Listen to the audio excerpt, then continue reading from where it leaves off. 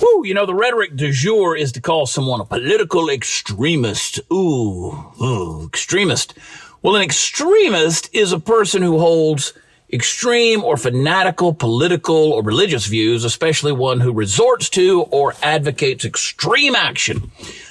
Might just be called convictions. I don't know. But the mainstream media loves to talk about people who hold conservative values as being synonymous with extreme beliefs and behavior. In fact, to be a conservative has now become, pretty much interchangeable with being a fanatic, a radical, a zealot, fundamentalist, hardliner, diehard, militant, bigot, sectarian, ultra-partisan maniac. Ooh, and the left screams amen. We live in a day in which flying an American flag immediately gets you labeled, backing the blue or speaking up for first responders or military heroes lumps you in with an unsavory crowd, believing the government should leave you alone to live your life, sanctifying life as precious, operating under a traditional value system, believing in the Bible or even the Constitution of the United States, wanting to put America first, pursuing exceptionalism. Hell, even using the word exceptionalism can get you castigated into the fires of political ire and mainstream scrutiny. Whew, boy, these are rough times we're living in.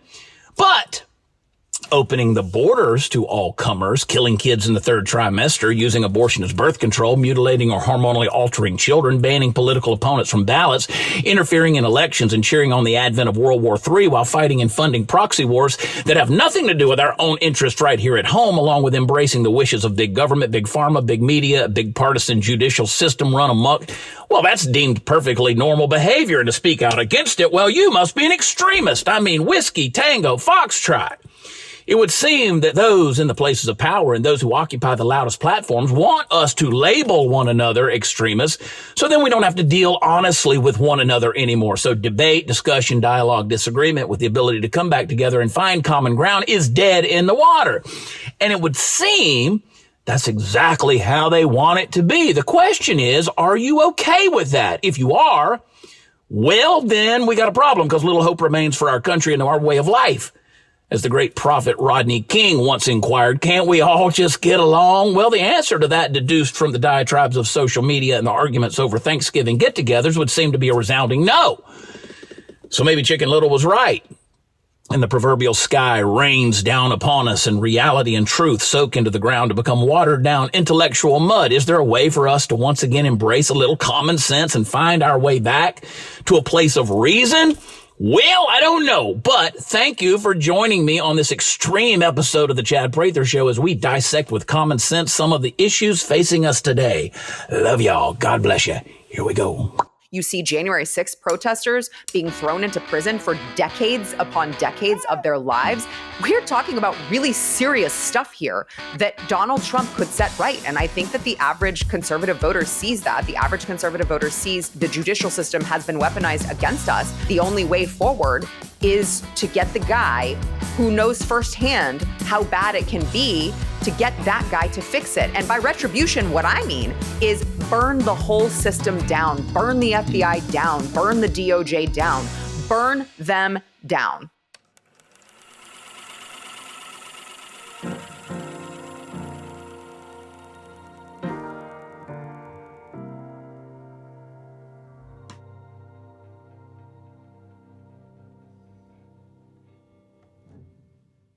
Hey guys, welcome to another episode of the Chad Prather Show. Oh my gosh, we're going to make history today. You guys have no idea what you are in for. We have harnessed the power of technology. These are famous last words because we'll probably screw this all up. But this is the inaugural episode of us actually streaming in a guest. That's right. You asked for it. You wanted it. You got it. We're streaming in guests. We're going to get into the ever-living, everlasting profundities of the world around us. And who better to bring on to this show as the inaugural streaming guest, but the ever lovely and amazingly talented Sara Gonzales. Sara, welcome. Hi, thank you. What an introduction. I'm happy to be your guinea pig. You are my guinea pig. I texted you yesterday and I said, you mean more to me than this, but I need you to be my guinea pig to see if this will work. Well, I have been going through Chad Prather withdrawals, so I appreciate you having me on. You and I have talked on the phone. Of course, we text every day, but this is the first time other than social media that I've seen you. And you look amazing as always. I miss you. I miss you. I want to talk about you today because you got a lot of stuff going on and specifically a lot of stuff coming up. Yeah. But let's go back into the past for just 1 second. Now, you were on the episode where I said goodbye, where I said au revoir to the folks there at the Blaze. And there were people who were upset. I think you got them upset because you shed some tears. I was on the verge of it. It was an emotional show. And a lot of people thought that like you and I were like divorcing. We were never going to see each other again. I kind of felt like that too. Suddenly I was moving to another planet. I felt like I was Matthew McConaughey. It was going off Interstellar. I took half your bank account. I mean, just like a normal divorce. Yeah. Well, my income is down to just a quarter of what it once was at this stage in the game. I got to quit with women.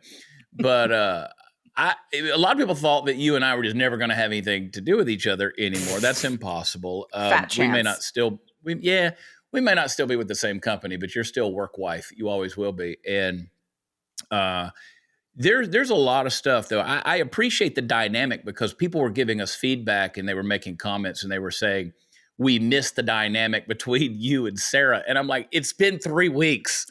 It's been... Hey guys, for 10 years, Patriot Mobile has been America's only Christian conservative wireless provider. And when I say the only one, trust me, they are the only one. And Patriot Mobile has been a great supporter of this show, and I'm proud to continue partnering with them. Patriot Mobile offers dependable nationwide coverage, and they give you access to all 3 major networks, which means you're going to get the same dependable coverage that you're accustomed to without funding leftist causes. See, when you switch to Patriot Mobile, you're sending a message. You're saying that you support free speech, religious liberty, the sanctity of life, the Second Amendment, our first responder, and our military heroes. And they have a 100% US-based customer service team, which is going to make switching so easy. You can keep your number, keep your phone. Call them up. They'll help you upgrade with a brand new phone. Whatever you need, their team will help you find the best plan for your needs. You go to patriotmobile.com/Chad. You can call them on the phone if you want to, 972-PATRIOT. Talk to them. And you get free activation when you use promo code CHAD. I spell it Chad. That's right. Join me. Make the switch today. Go to patriotmobile.com/Chad. That's patriotmobile.com/Chad. Use promo code Chad. Call them up. 972-PATRIOT. It's been 3 weeks. So, Sara, you have, of course, been the host of the News and Why It Matters at the Blaze for 6 years. We were talking about that. It seems like a long time. It's quite an accomplishment. Here's what a lot of people, I don't know that they know this about you, and I want you to talk about it. How did you come to be at the Blaze? How did you start there? Well, it was, I think, 2015 when I started writing for the page redstate.com. And at the time, it was just kind of a blogging site and people could start up their own accounts and, write whatever they wanted. And they had editors who would decide what went on the front page and what didn't. And so I just started writing there. I was encouraged to start writing there by the managing editor at the time. And so went there, did that. They liked what I had to say. They started upgrading my pieces to the front page. Then they made me front page editor.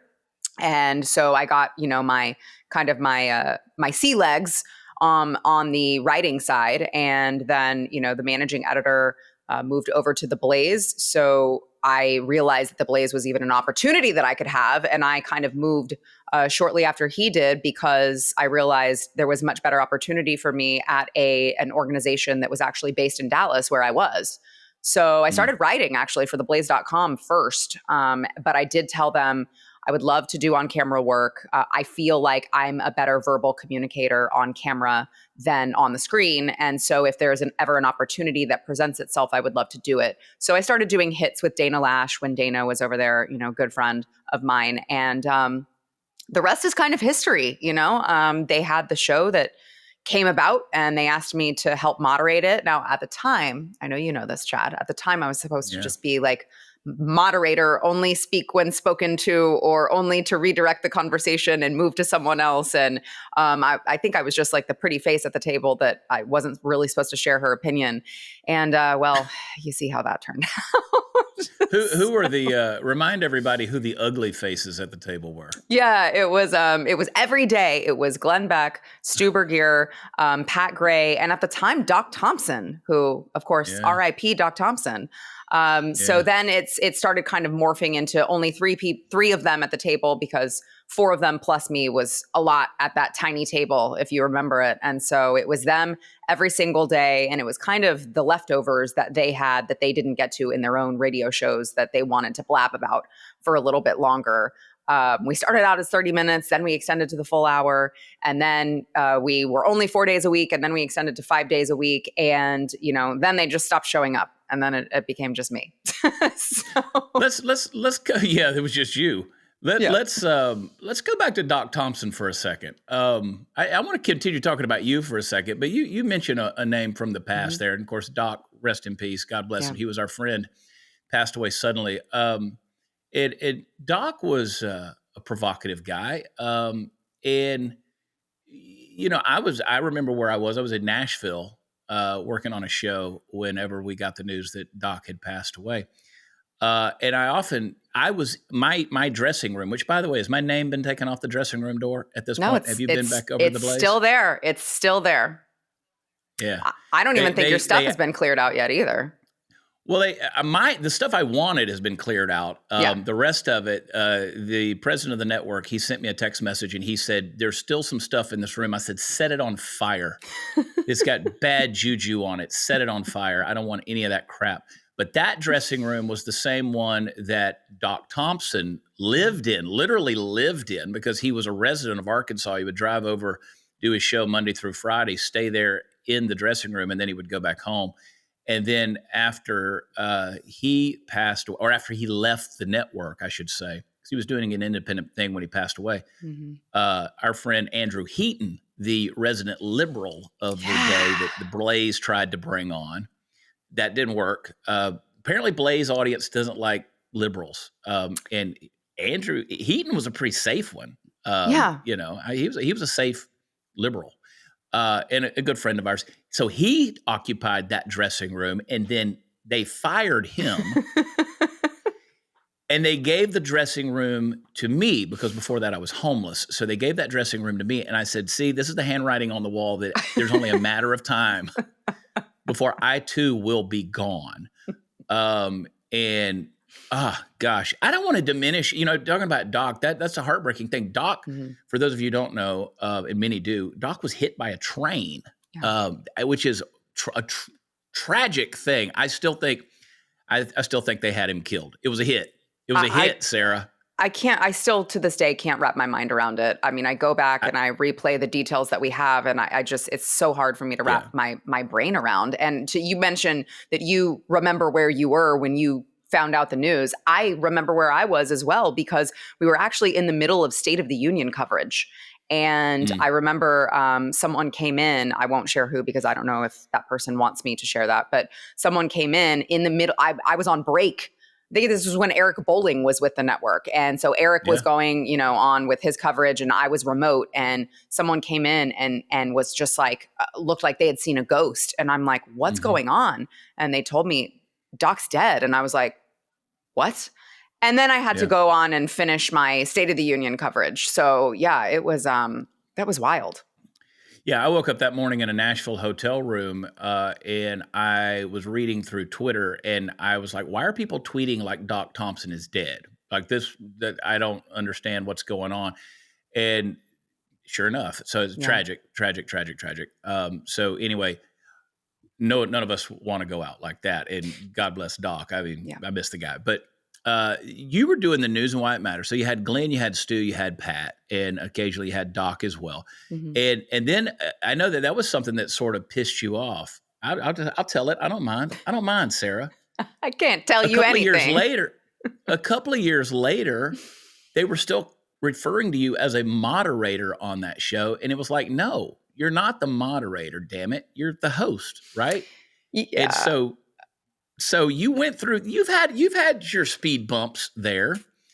I've told the executives there at the Blaze, I wouldn't want to employ Sara Gonzales. Y'all should get rid of her. She's mean. She's mean. Well, it looks like a storm is coming in. And the funny thing about storms is they don't care if you're ready for them or not. I want you to be ready when the storm hits. Sometimes when it hits, it's too late. You can't prepare then. There's warning signs, the thunder, the clouds, the lightning in the sky. They let you know that it's time to expect a storm. You also know that the time to prepare for the storm is always right now. Now, I want to help you prepare for the coming storm. I want you to go to my special website, preparewithchad.com. When you're there, you're going to automatically save $200 on an essential 3-month emergency food kit from My Patriot Supply. Over the years, My Patriot Supply has helped millions of American families prepare for emergencies. Your family should be next. Now, sealed inside the ultra-durable packaging is their delicious meals that are going to last up to 25 years in storage and provide over 2,000 calories a day. You're able to eat right whenever things go wrong. And these 3-month emergency food kits from My Patriot Supply are going to help you do that. You need one for every member of your family. $200 in savings. You can get enough for each member. They all deserve protection, right? Go to preparewithchad.com. Order by 3 p.m. any given day, and you will get free shipping on the same day. The website, preparewithchad.com. Prepare for the storm. And now you have something else coming in the next, I don't know when this show is going to air specifically, but in the next, from this point of taping, in the next 2 weeks, you got something coming. What is it? Tell me about it. I do. So it is premiering January 29th, actually. We are going to turn the show into something totally different. If people are already subscribed on YouTube, nothing's going to change. If they're already subscribed on audio podcasts, they're going to already be subscribed still. So they don't have to resubscribe to anything. But it is going to be Sara Gonzales Unfiltered is going to be my new show. We're going to be doing things a little bit different. It's still the same Sara Gonzales content that people are tuning in for, but just with a little bit more spin that is Sara Gonzales-esque, and it's going to look different. It's going to sound different. The studio, the set is ready to go. We've just got a few minor tweaks that we're working on. The intro music is way better than the current intro music. Sucked. Yeah. It was, whew. And it is going to be at a new time, which is a little awkward for us, right? I hear on the internet that we're fighting now because I am moving into your old time slot at 7 p.m. Eastern. Yeah, I saw online where someone that follows both of our shows, because we have groups of people that are diehard, dedicated fans to the show, but somebody had said the Blaze has now pitted Sara against Chad in the same time slot. And I wrote out a long response, and then I deleted it because I know that people like to watch our show live because they like to engage in the live chat. On YouTube, which is the intriguing conversation of 40 people saying hi to one another back and forth for 45 minutes. But they like that, and I appreciate the fact that they do it. Shout out to the Fact Pack for being there for so many years. But they love both of us. And I said, my comment, I said, that's just what a network does when they have an open time slot. They need to put something there, and Sara Gonzales, this show fits the bill. It's not a 4 o'clock, 5 o'clock in the afternoon news show anymore. This is something that is going to be a different iteration. Now, what does the new show look like? Are you still going to do headlines? Is it off the rails? Where are you going with the thing? Yeah, I think we're still going to, generally speaking, cover news of the day, but I will be less tied to headline. There is a news headline that you have to cover because it is a top story of the day, and more inclined to, if there's a top story that we really want to get into a little bit more, maybe we take 2 segments to get into one story rather than, having to go through all the headlines and make sure we get through all of them. Maybe we bring in a Skype guest, who is a little bit more insightful on the topic at hand. We're still going to have a panel. We're still going to have our staples that we have. But I think the great thing about having Sara Gonzales Unfiltered is that all it does is open more doors for us. It opens more avenues for us to do more things, be more flexible with the news of the day. So if I want to bring in someone and I want to dedicate 2 segments to talk about, what did you call them? What did you call those? The poke. I don't want to get you kicked off of anything, but the pokes that they give you. Maybe I bring in someone who we delve in a little deeper on that subject. So I just have more flexibility. We're also going to add in some really fun stuff. Like we want to add in a Google phone number that people can call and leave messages, and I can respond to them on air. So kind of expanding our Dear Sara. We're going to add a shoe cam. I believe I'm going to add a camera in the control room for my husband. Good. Yeah, I love that. Yeah, every once in a while, if we're like talking and he's in my ear, sometimes I think this would be really fun for the conversation to be heard by the audience as well. Yeah. So just more fun things that we can do to just make the show a little bit more unique and fun for the viewer. I like the tearing down the fourth wall. I've always liked that, kind of let people see behind the scenes. I am curious about the shoe cam thing because I've seen the intro to the show, and I was like, I don't know if this is a news show, talk show, or an intro to an OnlyFans channel because it's smoking freaking hot. It showcases you.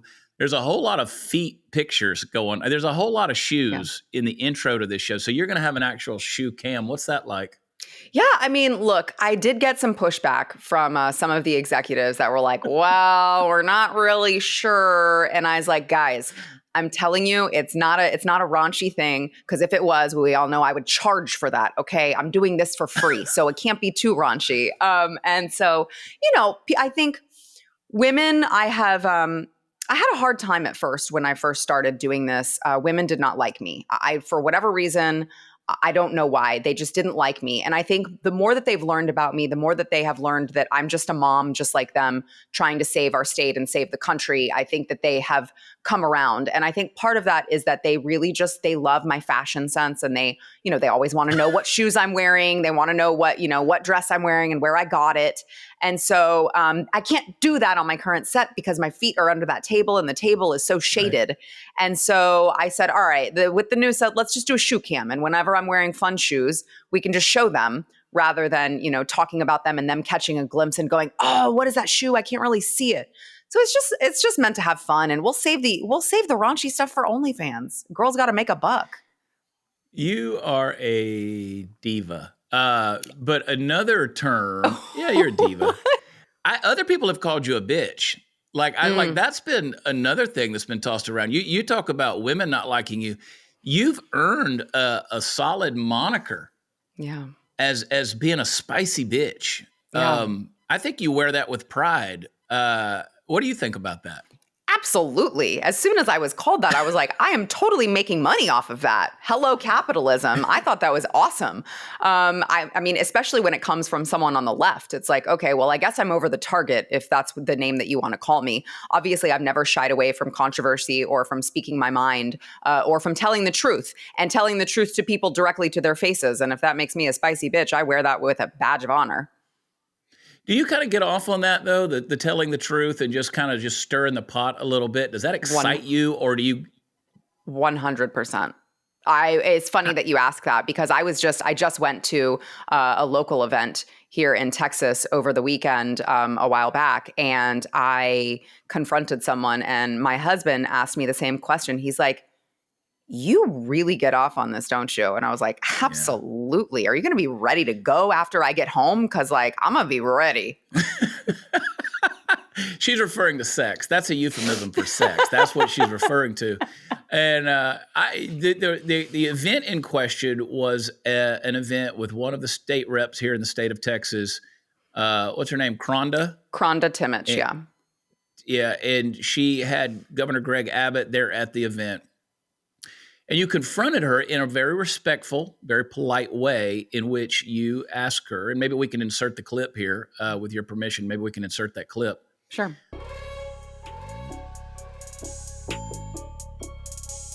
I'm about to go inside an event for Texas House Rep Kronda Thimesch. This is my district, my representative. I actually voted for her because I thought that she meant it when she said she was going to be a conservative. But I've had some issues with her, namely that she voted to allow taxpayer grant money to go towards the mutilation of children in children's hospitals, also known as transitioning, as well as voting to impeach our attorney general that we elected to represent us. And, she keeps dodging my questions, and she keeps, canceling our coffee meetings that we have. And I thought, what better place to ask these questions in person? So let's go. Hi, Kronda. Sara Gonzales. Hi. We texted about Ken Paxton's impeachment and we scheduled a coffee and you never texted me back. We've been in session, so. Okay, well, I have a quick question for you. No, we can talk later. I'd be happy to follow up. Well, you didn't text me back. Okay. Why did you? I did text you back. I did text you back. No, you didn't. Yes, ma'am, I Okay, did. I'll I bring can the see you. receipts as Governor Abbott said. Happy to do that. Why did Thank you allow taxpayer grant money to go to children's hospitals that allow transition? That's not true, ma'am. Okay, I'll bring the receipts. Are you going to text me back? Ma'am, I did text you back. Okay, I'll go ahead and on the video I'll show that you did not. Thank you. I'm not invited. I thought this was for constituents. I thought this was for constituents, sir. Why are you here? I'm a constituent. Can I have an opinion? I can't have an opinion? Really? Wow. I am compliant. Please don't touch me.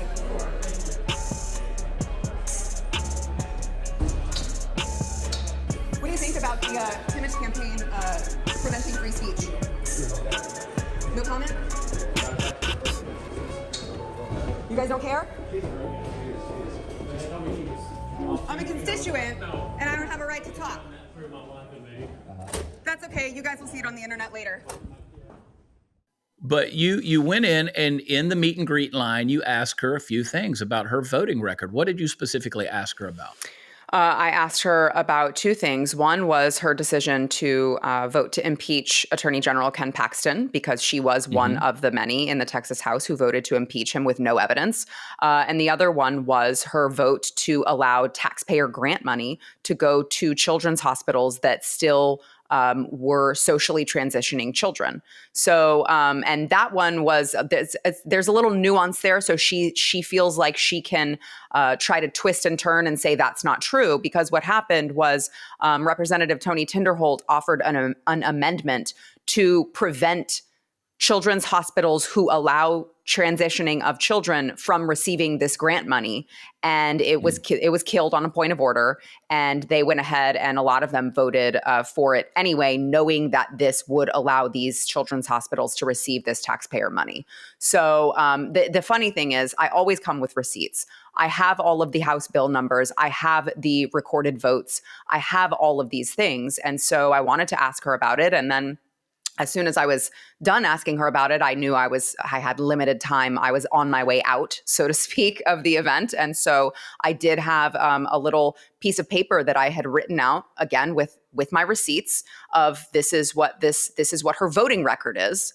And I passed it out to people along the way, and they really didn't like that.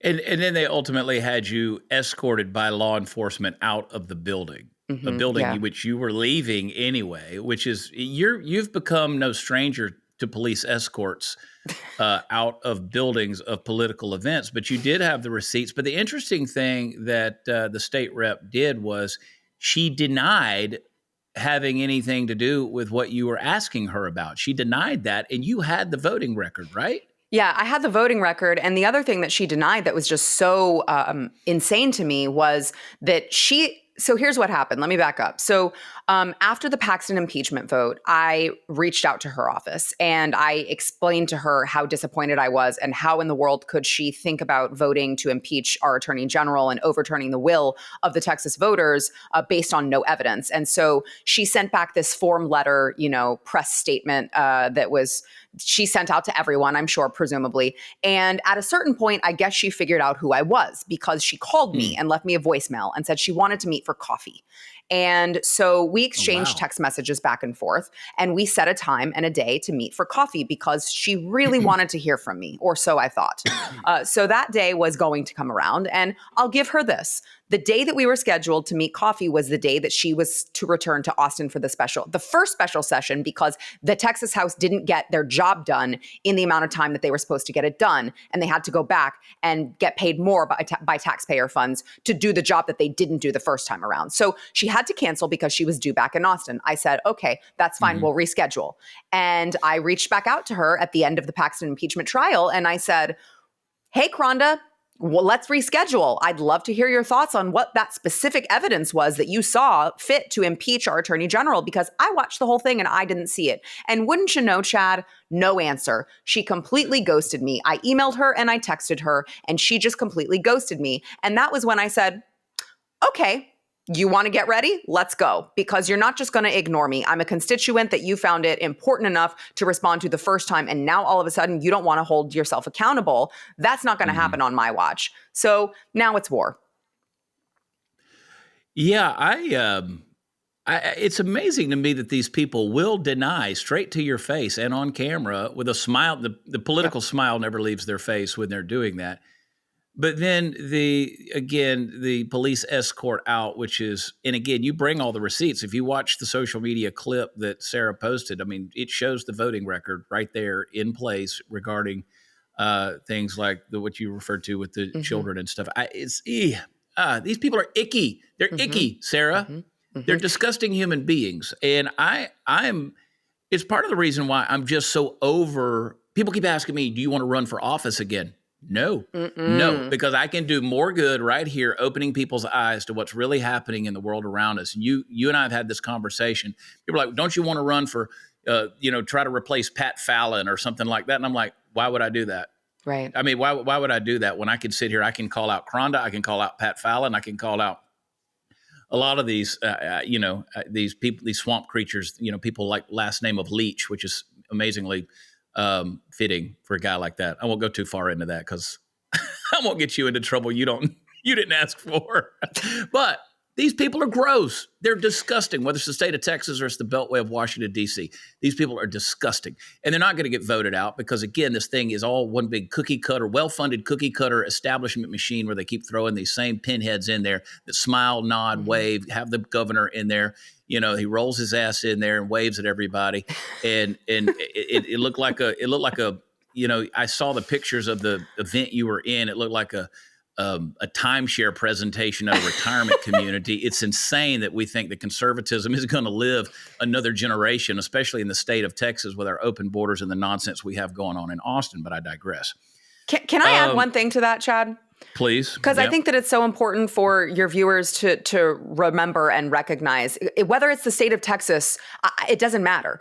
In every single state, it's all the same. You have these establishment hacks who try to make an entire career out of staying in office and doing the bidding, not of the voter, but of the establishment, the lobbyists, all of these people. So, I mean, if you don't think that this is happening in your state, you would be dead wrong. And I would just remind everyone, we have primaries coming up. Please, please, please inform yourself, educate yourself, and don't just go to the polls not knowing who it is that you're voting for. Because if you were to listen to our own Governor Abbott, give that timeshare presentation speech that you mentioned, you would hear him say all of these things that I know because I'm involved. I know that they're twisted and manipulated to make it sound like the Texas House has accomplished so many things. We gave the greatest property tax relief of all time. We secured the border.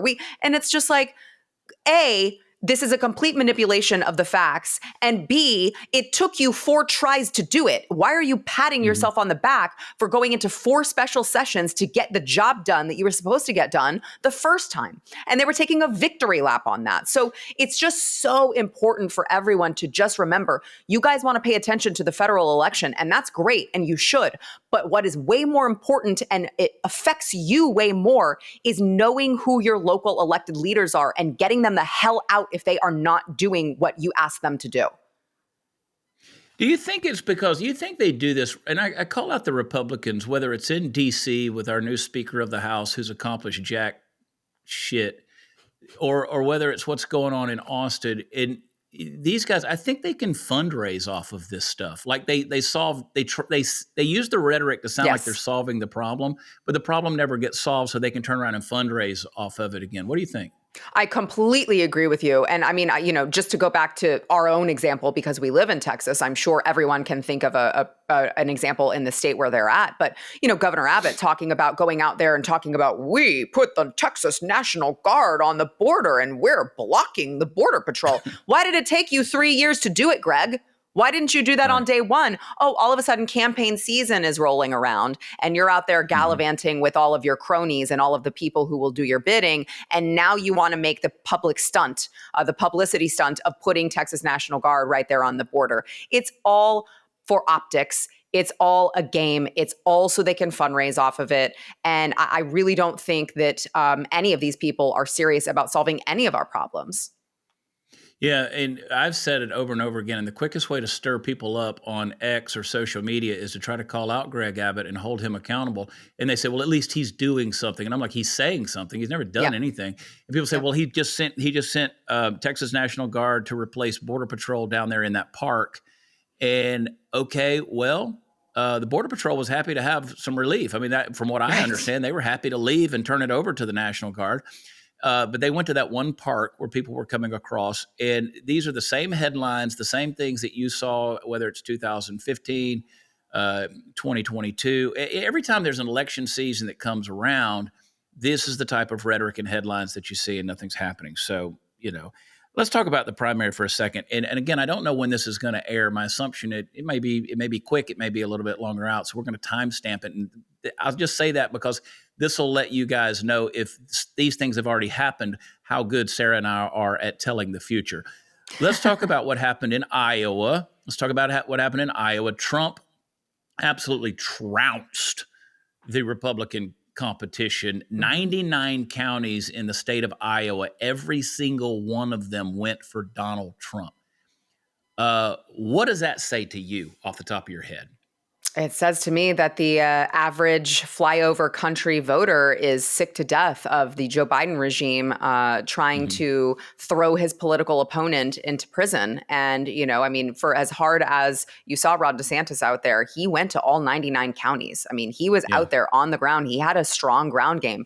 Vivek also had a strong ground game and is no longer in the race because he did so poorly. So what that tells me is it really doesn't matter what your record may be as conservative or as a governor in Florida. It doesn't matter what your history may be. It doesn't matter if you go around explaining to people that they are politically persecuting Donald Trump, but that you are the person to go in and pardon him, which is what Vivek's ultimate talking point was. It doesn't matter. People are sick to death of the political persecution. They want Donald Trump back in office. And honestly, I think they want some retribution, which I share the sentiment. I'll just tell you that. Yeah. MSNBC, of course, Rachel Maddow, that crooked mouth person, whatever she is, Lurch. She, of course, says that this is what the American people are doing, or Republicans are doing. They're not voting for a candidate. They're voting for retribution. They're voting for vengeance. I would think that people do want a day of reckoning in regards to that. What do you think? Yeah, I mean, the thing is that I think she's attributing it to something like, we want someone hurt, or we want someone killed, or whatever that is. But obviously that's not the case. What we're talking about is retribution for all of the wrongdoing that they did to Donald Trump. They have weaponized the judicial system, not just against him, but against, pro-life protesters in the streets who are getting the DOJ and the FBI who are banging down his door at gunpoint to bring him in. You see January 6th protesters being thrown into prison for decades upon decades of their lives. And the more footage that we uncover, especially over at Blaze Media, we've got all of these investigations going on, and we're uncovering more and more about the perjury that has been done by Capitol Police, showing that they made up on the stand in these people's trials, that these people did things that they didn't do. And these people are away in prison, away from their family and friends for years of their lives. I mean, we're talking about really serious stuff here that Donald Trump could set right. And I think that the average conservative voter sees that. The average conservative voter sees how the judicial system has been weaponized against us. And the only way forward is to get the guy who knows firsthand how bad it can be, to get that guy to fix it. And by retribution, what I mean is burn the whole system down, burn the FBI down, burn the DOJ down, burn them down. And I think that's what the average voter means when they say retribution. You guys should pay for what you have done, not only to Donald Trump, but for all of us. That's a soundbite that'll come back to bite us in the ass right there. Burn the FBI down. I mean, okay, well, guess what? That wouldn't be any different than Antifa. Right? Well, yeah, that wouldn't be any different than what Antifa did to, a city near you. At least I don't actually mean with a match. Yeah. I want to know, MSNBC came out immediately when the polls started giving their returns on the Iowa caucus, and it was predominantly, or dominantly, I should say, for Donald Trump. And Rachel Maddow with her panel of morons sat up there, the Joy Reids, the Jen Psaki's, these idiots. And they're up there, bobbleheads talking and grinning. And she's talking about MAGA extremists and dictatorships and authoritarian regimes and these extreme behaviors on the part of so-called conservatives, right-wing extremists, I think was her term. How extreme do you have to be if you don't look at extremism as being cutting the parts off of children without parents' consent, or giving puberty blockers or hormones to children because they're confused about their gender identity, or aborting babies and standing out in front of a camera with a microphone in your face saying, I'm going to shout my abortion, or taking a Plan B pill on national television, or bringing drag queens to story hour in the schools? How extreme do you have to be whenever you're trying to keep your opponent off of a ballot so that you don't even have to face them in the general election? I would say that's extremism, right? Yeah. Well, I mean, we see the Democrats have become for a long time now just the party of projection. So what they do is they project what they are doing onto us. So now we're the extremists. For what? I'm not quite sure. I don't think it's very extreme to ask for low taxes and the least amount of government interference possible. And, maybe those babies that exist in the womb, we should probably let those babies be born and not kill them. If that makes me an extremist, so be it. But we see that they are now the party of projection, and what they are doing, they are accusing us of doing. Case in point, not just the word extremism, but also the fact that they, for so long, claimed that Donald Trump was interfering in the 2020 election because he had a phone call with Ukraine.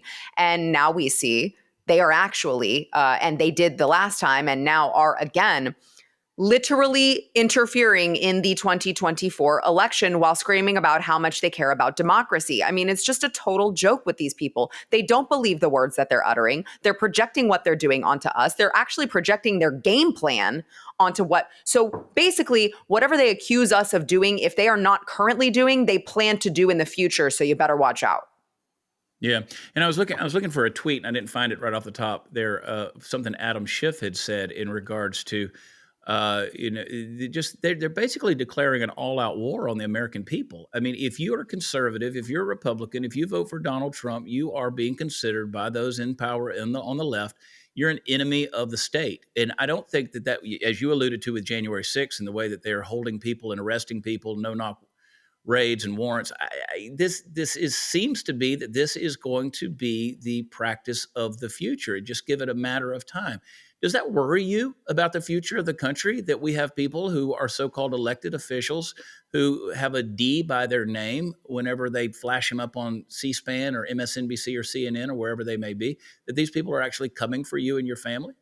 It does worry me. What else worries me is that the people with the R by their name don't seem to take this as seriously as it should be. I mean, you should have every single member of Congress looking at all of this footage that's been uncovered from January 6th and screaming until they're blue in the face for investigations and then engaging in these investigations. And it just seems like nobody wants to touch it. Nobody wants to say the words January 6th. Nobody wants to say perhaps it wasn't such an insurrection after all. Nobody wants to say anything like that because everyone is so scared of being called, bigot or, insurrectionist or extremist or all of the phobes. I mean, everyone, including Congress, I would say especially Congress, has been so scared to be called all of these names that they're not willing to call it out for what it is. And I do fear that because our elected officials on our side aren't going as hard at the Ds who are doing these things and using these tactics, that they are going to overcome us eventually if we don't have the right people in power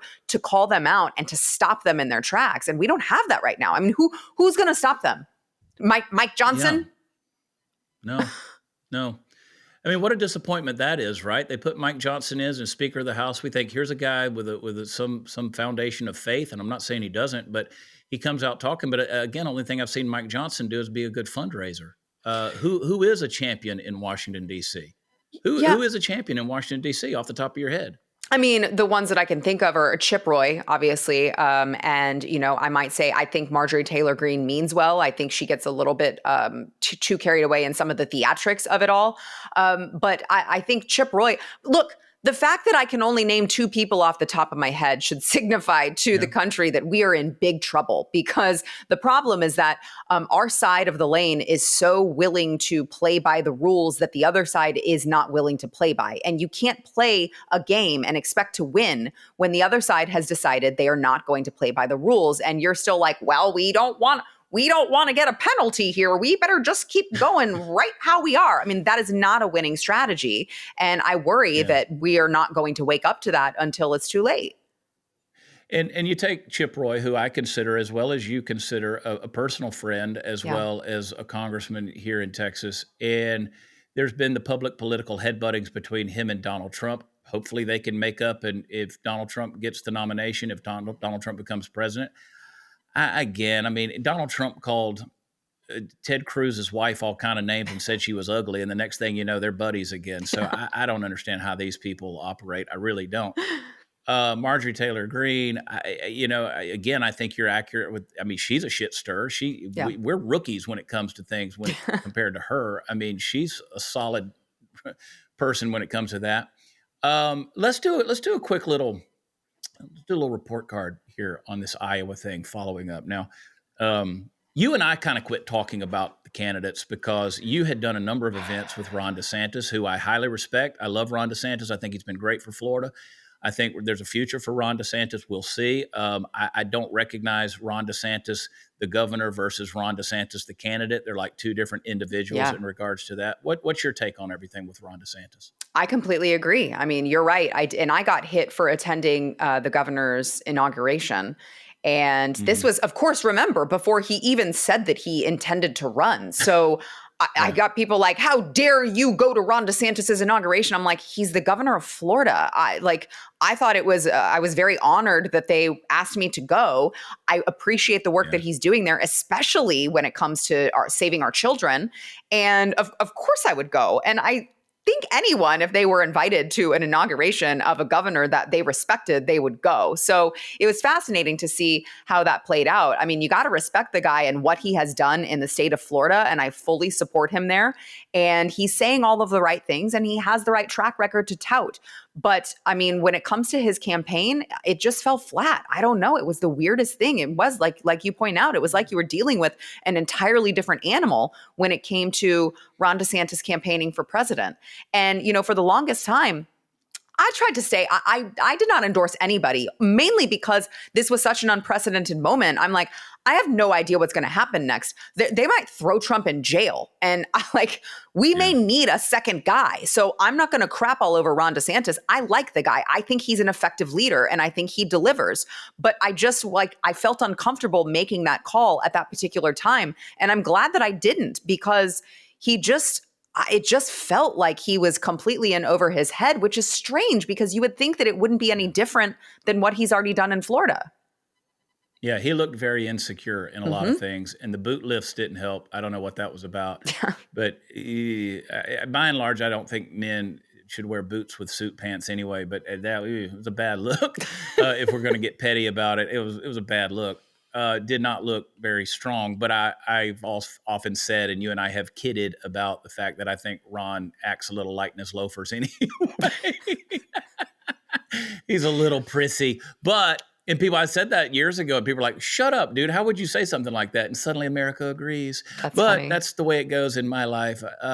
Vivek Ramaswamy, no clear path forward for him. He went ahead and said he's out. He's done. I like Vivek. A lot of people say he is a globalist plant. He's a plant of the left. He's World Economic Forum. He's all these various things, labels that put on there. Any good word you say about any other candidate besides Trump, you're going to get trampled online.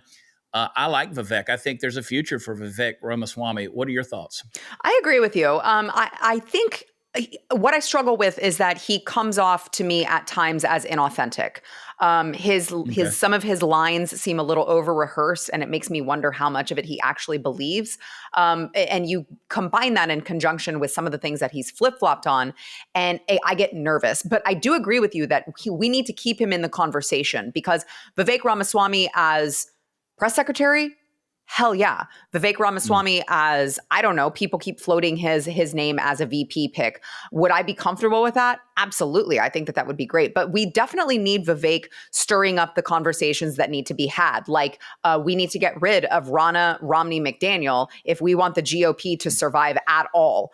We need to be calling out mainstream media for their false narratives and fake news. We need to be, talking about what actually happened on January 6th. All of these issues, he is not afraid to talk about. He doesn't shy away from them. And I think that it's so important that he be involved in the conversation somehow or some way. How that is remains to be seen, but we definitely need him in the party. We need that young leadership kind of stirring the pot and saying what needs to be said, or else this party is done. Yeah, no, I agree with you. And I'm okay with the rehearsed lines. I see where they seem inauthentic. I agree with you on that, but I think that we need somebody that punches through the smoke a little bit, and whether they're rehearsed or not, I like that at least he's saying them. I agree.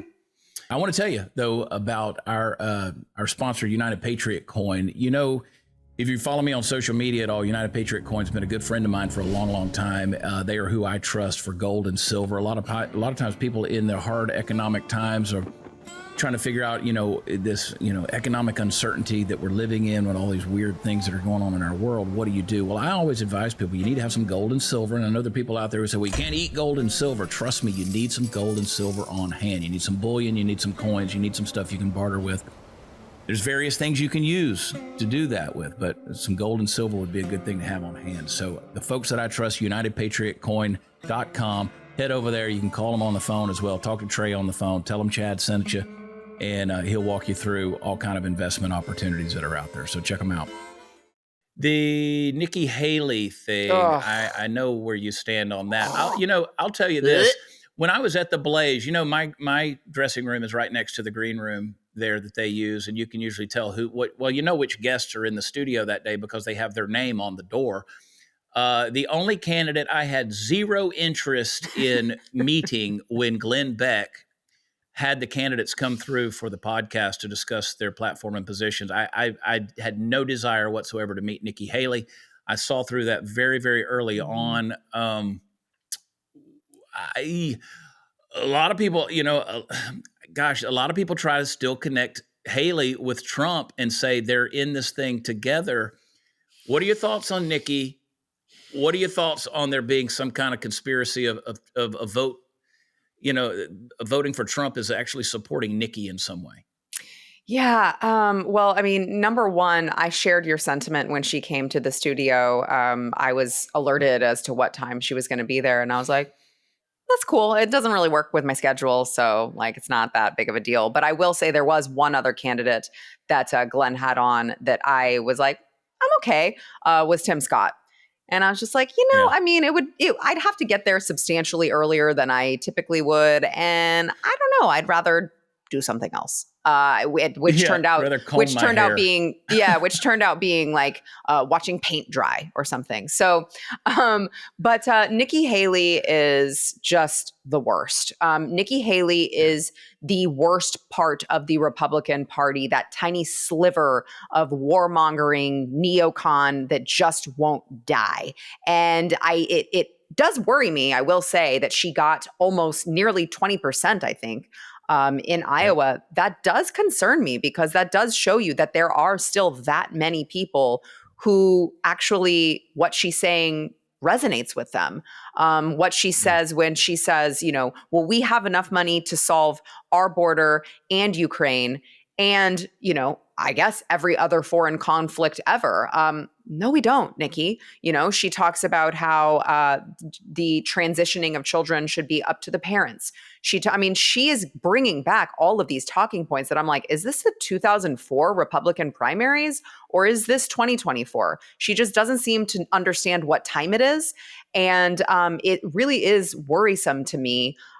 Certainly, I would not say a vote for Trump is a vote for Haley. But what worries me is that the talk about Haley becoming Trump's VP to try to garner all of those, middle of the road Democrats who, as we found out, it turns out they voted for Nikki Haley. A lot of them voted for Nikki Haley in Iowa. So that I think would be devastating to a conservative. to see how gross and icky she is and have to hold your nose and vote for her on the ticket. I don't know, man. That's terrifying to me. Yeah, one of the Krasenstein twins, one of everybody's favorite Riri's on X, he came out and said that if Nikki Haley were the candidate, then she would beat Joe Biden by a landslide. She's the only person moderate enough for moderates and even liberals to cross over with their vote to a Republican. She's the only one who's mainstream and middle of the road enough to, I guess, warrant and garner the public's attention to the point of being able to beat, the human deflated football, which is Joe Biden. Do you think Trump, in a political move, would pick Nikki Haley? He said the other day, in an interview in a town hall, he said he's already decided who his VP will be. Mm-hmm. Do you think he would do something like that? Is that a political chess move there? What do you think? I mean, I think it depends. It all depends on whether or not he listens to his advisors or whether or not he goes with his gut. I think his gut tells him not to pick a Nikki Haley. I think that he has too much history with Nikki Haley, and she has thrown too many daggers his way for him to pick her, because when he's listening to his gut, because you know how much he cares about loyalty. I mean, that's his number one thing is loyalty. And this woman served in his administration, or under him, I should say. And she's said a plethora of really bad things about him, really negative things about him. You even saw Ron DeSantis really try very hard for a very long time not to speak ill of Donald Trump. I think ultimately he had to say something, because why else would you run against him? But yeah. I don't know. I just feel like if Donald Trump is going with his gut, he doesn't pick Nikki Haley. But if he listens to his political advisors, who knows? They may be telling him, hey, you'll have a chance to win the moderates. Your base will vote for you no matter what. They'll forgive you for this. Just pick Nikki Haley. It just depends on who Donald Trump is listening to. I just can't, for the life of me, imagine. And it would happen. I'm convinced it would happen. But if he picked Nikki Haley to be his vice president, suddenly the MAGA crowd would put her up on a pedestal. And she would be the best thing ever. They would bury all the negative things about her, and they would just come out. And again, that is the nature of the masses, right? That's what happens when the hordes get together and decide that their guy was right and he can say nothing wrong. And again, I consider myself a Trump supporter. I have been from the beginning. Yeah. I'm one of those guys that wants a little bit of that retribution. I want to see some comeuppance. I want to see some righting of the wrongs that are there. And again, I've been on your show before, and people tried to come at me and say, oh, you said just forgive Trump for all these things he did. No. I did not say that. I said it tongue in cheek and sarcastically that I'll say I'm sorry for him on the things that he did. And he did plenty that was wrong. But we've got to come back with somebody who is not permanent Washington, who's not establishment, who's not going to do it. And him to put Nikki Haley in like that, man, that would be devastating. But it would be interesting to watch to see what happens. Because to me, let me tell you, Sarah, to me, it would be the equivalent of Joe Biden picking Kamala Harris. Absolutely no qualifications to be in that position whatsoever, other than she's a woman who can get some votes. Yep. And now people like Nikki Haley far more than they ever liked Kamala Harris. There's no doubt about that. She polls quite better in the election returns. But who in their right mind? Because I've never in my life met someone who says, I'm for Nikki. I'm with her. Yeah, I like Nikki Haley. Nobody does it, but she's still right up there, which tells me she's establishment. Yeah. Yeah, no, you're right. I haven't met anyone either. I'm very curious to see who these Nikki Haley voters are that are popping up. I guess they're too embarrassed to share their Nikki Haley love and passion with mainstream, because I haven't run into any of them. I don't know, but it's terrifying to me that someone can run in the Republican Party in 2024 using identity politics and still get nearly 20% of the vote in Iowa. I mean, you saw her time after time on the debate stage try to use her status as a woman, try to use her status as a person of color multiple different times, as if that's what the conservatives are like enamored with. I mean, it's just a very bizarre thing for me. And to see her still receive that percentage of the vote was really, really scary and terrifying to me. Yeah, and in one of the past debates, Christie even came to her defense as a man defending a woman, which I thought was a crap move. It was a bigger crap move that she didn't call him off and be like, I can handle myself. Yeah.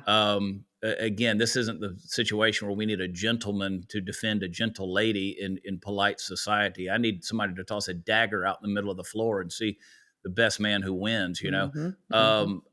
So that to me, it just exudes establishment. It really does. And Well, I mean, and trust me, we know Sarah in a back alley, Chris Christie would eat her. He would eat her. Like that would be. We don't no mean more that Nikki metaphorically. Haley. We don't mean that metaphorically. would- He would eat her. would He's eat her. hungry. He is very Like if hungry. the plane goes down in an Arctic place, she's the first one getting barbecued. Yeah. You know? Yeah, So yeah. ass first. He's starting at the thigh. I would also say, let's be clear, and this is Sara Gonzales talking, not Chad Prather talking, but you're going to be hard pressed to find any woman who's qualified to be president. That's not a thing. Which brings me to women are not fit for that. They're not. You want to play the traditional role? You want to be a traditional conservative? If you're pissed off by a calendar, which I'm going to ask you about in a minute, then quit trying to put women up there on that pedestal. Forget women, okay? Forget women. Damn it! Get in the kitchen, make a pie. There you go. There's your place. Have a baby. Have some crotch fruit. Okay, that's what I'm talking about. So. I think Christie Noem is going to be the vice presidential nod. I think that's a pick right there. Christie Noem, she came out pretty quick, hard and fast, strong for Trump, in support, congratulating him after the Iowa caucus. Do you have a vice presidential nod? I mean, like somebody, if you were a betting person and you said, this is who I'm going to lay $100 on, who would it be? See, it's tough because I either have a choice of going with my gut, or I have a choice of going with the rumor mill that I've heard from some birdies that I know on Capitol Hill. And the rumor that I heard is that Lee Zeldin is preparing to be Trump's pick. However, it doesn't make sense to me that it would be Lee Zeldin. I would think that he would want to pick a woman. But which again, I think is a bullshit criteria. It's a bullshit criteria. I agree. Just do it based off of gender. That's garbage. I agree. And at the end of the day, everyone who pretends like they care about identity politics doesn't actually care about identity politics, including the left, who just, elected a walking vegetable, an old white man. And they claim that like they want diversity, and they just overwhelmingly elected an old white man several years ago. So nobody actually cares about identity politics. So I think I'm gonna go just wild card Lee Zeldin. That's what I'm gonna do. All right. I got to get better birdies in Capitol Hill. I don't have any birdies anymore, I don't think. I pissed them all off and they don't talk to me anymore. Just go back to telling jokes, Prather. Go back to telling jokes. You don't know a damn thing. So we alluded to it. I'm gonna wring this chamois dry. As long as I've got you, Sara. If you got to go, you tell me. But I want to talk to you because, one, I've missed you, and your insight is incredible. Thank you. But I want to take it to a deeper topic here, if you got a minute, and I want to talk about Calendar Gate because you were a part of this crazy scandal. It's what it was. It was a scandal. Our friend Seth Weathers, who has, I have a brand new case of his beer down on the front step. It just got delivered to my house. His conservative dad's ultra right beer. It's good beer. He brought that out whenever the Bud Light debacle happened over the can with Dylan Mulvaney on there and the little marketing campaign that Dylan tried to pull off. Yeah. And it exploded. It blew up and went crazy huge, crazy viral, bigger than I think he was expecting. I still have people who are sending me messages. People are sending me messages, Sara, saying, where's my beer? Where's my beer? And I'm like, I don't have anything to do with the damn beer. I got a case down here you can have if you need it. But people are like, it's 30 days late. I'm like, it kind of blew up big. Yeah. So in an ode to the old school pinup calendars, beer posters that Budweiser used to make with the girls in their swimsuits, or the Snap-on tools with their, girls in, whatever. I mean, Tim the Toolman Taylor had a pinup girl that was on the show. It was Pamela Anderson, and then the other girl who I thought was actually hotter than Pamela Anderson for years. Debbie, whatever, somebody will tell me. Dimming, I think what her name was. She was hot, smoking. She's not hot anymore. Neither is Pamela Anderson, but I digress. I don't understand this no makeup thing. She needs some AmericanBeautyBySarah.com for Pamela Anderson. She's doing the no makeup thing, which is just stop it. Don't grow old gracefully. I agree. No, you're messing up my 8th grade lustful dreams. Okay, stop it. Bring it back, Pam. So Seth called you. He asked you to be a part of this thing. Mm-hmm. And of course, our friends are in it. Ashley St. Clair, Dana Lash, who you alluded to earlier, Peyton Drew, the list goes on. And their Miss August is September or August? August. You're August. Mm-hmm. Miss August is our very own Sara Gonzales, who, you were showing side boob and a lot of thigh and brazenly bare feet. No. And your hair was pulled back in a provocative ponytail. I don't know what you were suggesting, Sarah. I don't know what you were doing. But there you are. And the world turned upside down on the conservative side of things. How dare you push this soft-core demonic porn? Sarah, it was pornography. What were you wearing what were you wearing? I remember the day you did the shoot. Mm-hmm. What were you wearing? Well, Chad, I will admit, I am guilty of wearing a dress, and you could see my shoulders because it was sleeveless, so it was like a tank top. I was exposing my shoulders. You are right, and I do need to repent for that. The dress also, I know many school districts, you're familiar with fingertip length for shorts and skirts. This was below my fingertips. Okay, so I did show my knees though, and I was told online that that's too far. It needs to be below the knee, not above the knee. I was not aware that the knee was like a sexual symbol, but apparently maybe someone out there finds wrinkly knees to be very sexy, and so knees? I mean, everyone has wrinkles on their knees. That's just knees. Tell me you don't have wrinkles on your knees. Listen, if you've never gotten on a porn website and searched knees, I don't know what's wrong with you. There's a whole shoulder knee fetish community out there. I guess so. Sarah. I guess so. And so I was, of course, you point out very provocatively. So the dress was ultra right dress. I wasn't showing, would you call that cleavage? I wasn't even showing any cleavage. You couldn't even see cleavage. Sarah, I don't think there was. Like, I didn't examine it. I mean, I will tell you this in a serious note. I didn't, I promise you. If it's not on my phone where I can blow it up and enlarge it, I'm not looking at a paper calendar, okay? Here's the thing, Sarah. I said this, and I mean this in all seriousness. There was not a single picture in that calendar that would provoke me to lust. One, the women that are in there, I look at them like sisters. I've visited with them over whiskey, tequila, beer, coffee. We've been to events together. I just don't think of those women in regards to being sexual objects. People lost their mind though. Mm-hmm. And it was Peyton Drew, hers, which she's a swimsuit model. That's what she does. Hers was maybe a little more provocative. Our friend, I almost called her Leah Thomas. Oh, no, the opposite of Leah Thomas. Riley Gaines. Riley Barker is her married name. Riley Gaines, which by the way, we've only ever seen Riley in a swimsuit. Right. She is a national champion collegiate swimmer. Right. But she's wearing a two-piece. She happens to have her arms over her head laying by the pool. I could see where people would say that's a little provocative. The redheaded libertarian, remind me her name. Josie. She was baking a pie with an apron on, and there was a crucifix on the wall behind her in her kitchen. And Bryson Gray, of course, who I do consider a friend, albeit he's a zealot. I mean, he's a zealot, and hats off to him for his commitment in regards to that. Call that demonic. And there were so many people. Ashley St. Clair, it was in a bubble bath. She was dressed like Audrey Hepburn. She was really dressed like Dylan Mulvaney in the little thing they did. It was a parody troll of Dylan Mulvaney when he attempted to do the little photo shoot like Audrey Hepburn. Mm-hmm. And so people call that way too provocative. Why would you market this to conservative dads? Well, that's the name of the brand. Right. Seth is the conservative dad. Right.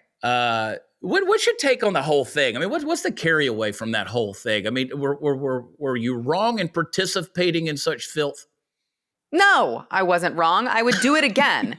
And here's why. Number one, because the proceeds went to a good cause. 10% of all of the proceeds of the calendar went to Riley Gaines' organization that is fighting to protect women in sports. Number two, it was all in good fun. And number three, it proved to me that we are literally never going to take back the culture because we have so many losers and prudes who apparently want to enact Sharia law now, but just the other way around. And you don't call it Sharia law, I guess you just call it conservatism. And in conservatism, no one can show above the knee, no one can show their shoulders, no one can celebrate beauty of females, actual females, no one can celebrate femininity, no one can celebrate all of these traditional ways that we used to view women when we knew that women were women. No one can celebrate that anymore. Everyone has to be just hardcore religious zealots who call people like me who wore a very modest dress. And by the way, my picture was me setting the New York Times on fire. Okay. Does that make you horny? I don't know. I don't think so. Well, you were holding a cigar. You were doing it with a cigar, which is very suggestively phallic. Sarah, that's what someone literally told me. You were holding a penis. You were holding a penis that was on fire. Cohiba penis. It was a Cuban penis. Sarah. Yeah. I guess. So do men who smoke cigars, like, are they all gay? Because I guess that would be the case. If you smoke a cigar, you're gay. If that's a phallic symbol, I didn't think it was a phallic symbol. Depends on how fast you smoke it. I didn't think it was a phallic symbol when I did it, but I was very in that moment. I mean, Bryson Gregg said I looked like a harlot in my picture, wow. And I thought to myself, if that is a harlot to a typical conservative, we are doomed. We are never going to take back anything with that type of attitude. Well, let's say a Christian from pick an era, the turn of the 20th century, from 1900, who back when they wore bird cages under their dress and had corsets tightened up so tight they couldn't breathe, much less see their breasts, and they were covered all the way down their entire body. You could see their hands and their faces with you had the flowering neckline that went all the way up to the chin and boots that went up to your knees because God forbid anybody see an ankle bump. They would say the same thing about everyone in today's society, whether they're wearing blue jeans or dresses or anything. It'd be way too revealing. So again, you have to interpret things according to the times. And I go back to your what you referred to there about taking back the culture. This is why Christian films, faith-based films, keep making garbage films. Yep.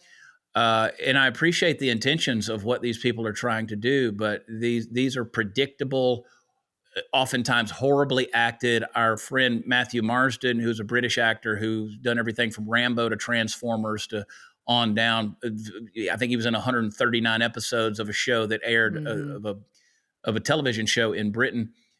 He was Reacher's dad, for crying out loud, in the first season of Reacher. Our friend Matthew Marsden, he has been very outspoken about, you just say he doesn't want to be a part of these faith-based films because they don't touch real culture. What do you think about all that?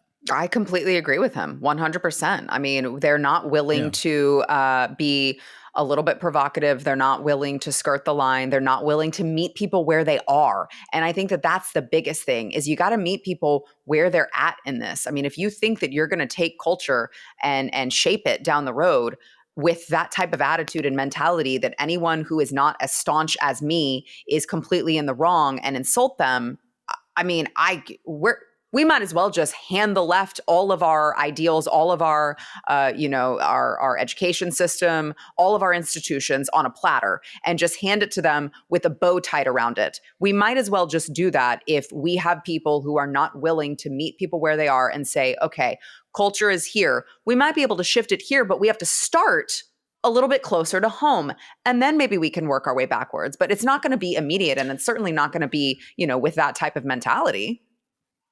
Yeah, we can definitely hand them the next generation and the generation after that. Yeah. And we know that the left is after the next generation. They do something that we don't do, and that is they go after our children. We've seen that. A couple of questions before I let you go. A couple of quick things. Let's get provocative real quick. Ooh. You've gone to a lot of drag shows. You've been to places specifically. I know you don't care if somebody's doing drag. You don't care if somebody's doing that until it targets an audience that contains children, right? Mm-hmm. Yeah, you're right. And you've gone to a lot of these events. It got to the point where no matter how much you dressed up, see, like I gave you a hard time because I was like, you're not just dressing up, you're dressing up and still looking hot. Like you picked your costumes, because I would see pictures and I was like, oh, she's going home to Steven dressed like that. She ain't fooling nobody. So you would go out in the wigs and in the things like that. They got to know who you were. Were you doing that for clicks and attention, for grift, or do you really care about what these people are doing to kids? Well, I mean, I know you know the answer to that question, but I will just tell you, I know how bad it's gotten because we live in this world and we see it every day. But it's gotten so disgusting and so grotesque and so demonic. You want to use the word demonic? Let's use it where we should be using it, which is here on this issue. It has gotten so demonic when it comes to the left's attempts to take our children from us right under our very eyes that I just thought, people don't believe that this is happening. You try to explain it to them, you try to tell them, and they just don't believe it. And the only way to get them to believe it is to put it right in front of them, let them see it with their very eyes and say, are you ready to solve this problem or not? And so I firmly believe that the more that we can get this content that no one would, I wouldn't believe it. 5 years ago, if you would have told me that we would be discussing whether or not it's right to allow parents to make the decision to chop their children's body parts off or sterilize them, whether or not, we were talking about in 5 years or previously 5 years, whether we'd be talking about drag queens dancing in front of young children with provocative songs playing and dancing sexually in front of children, accepting tips from young children, I would have thought you were out of your mind.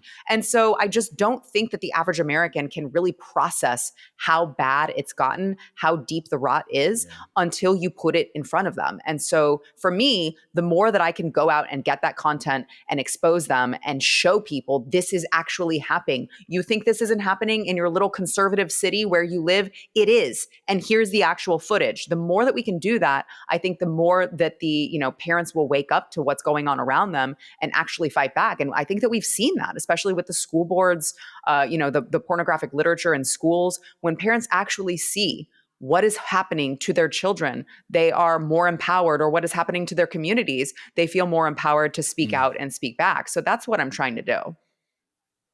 Yeah, and I would say to all of those on social media, and by the way, I didn't know that Bryson Gray called you a harlot. That pisses me off. That makes me rethink any friendship with him in regards to that. That's pisses me off.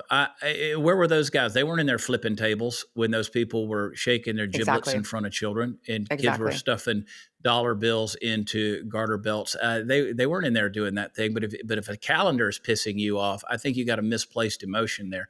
Your passions are certainly directed in the wrong place. All right. A lot of things I could talk about, and we'll do this again. Sara, you're perfect, and I know you got to go be perfect on your own show here in a minute, so I'm going to let you go. But I love you. And before we let you go, some other things on the parallel economy side of things that are coming this year. You're still working on releasing a bigger version of your makeup line, American Beauty by Sara. How's that going? Yeah, it's going great. It's, beginning of the year, just like we had Thanksgiving, we had Christmas, we had New Year's. So we are meeting, we have a big meeting next week to unveil a whole lot, but we are doing nothing but grow, and more really fun things to come at AmericanBeautyBySara.com. I'm really, really excited. We're going to take over the world, Chad. I love it. I love it. I just want to be the chief. What did I call it? The chief fun officer. Yes. CFO. Yeah, chief fun officer. CFO. Yeah. And that's my retirement gig right Done. there. And there's no H in Sara. So for those of you who may not know, I think all of you do at this point, but AmericanBeautyBySara.com, and you can subscribe to her YouTube channel, Sara Gonzales Unfiltered. Is that right? Yes. As of right now. What is the new name of the YouTube? As of the time that we're talking, it is still The News and Why It Matters with Sara Gonzales. Okay. It will be changing to Sara Gonzales Unfiltered January 29th. But if you just search Sara Gonzales, odds are you're going to find me. And the name of the new show is Sara Gonzales Unfiltered, correct? Yes, correct. And it's I know they'd kicked around. Yeah, well, and it's kind of a little flashback because, when I was still kind of new to the scene, I had started my YouTube channel and I called it Sara Gonzales Unfiltered. And I did all of those Nancy Pelosi, AOC satire videos and kind of built up my subscribers by doing all of that comedic content. And then they wanted to rebrand the YouTube channel. So we rebranded it to News and Why It Matters with Sara Gonzales. And now that I've built up that, I'm going to go back to the old Sara Gonzales Unfiltered, and we're just going to do the show. Yeah, which reminds me to tell everybody that there used to be a Facebook page out there called Watch Chad Prather that belonged to the Blaze, and they only put Blaze articles on there. Occasionally I would share something to it. It's now called Conservative Cowboy, and I have no affiliation with it whatsoever. The Blaze has now removed me from any administrative access to it. So I want to know if you're who is going the to- conservative cowboy.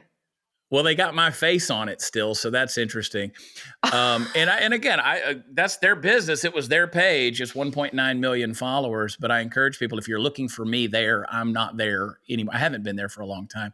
But the Chad Prather Show on Facebook, Chad Prather, numerous places, Political Cowboy, all those things.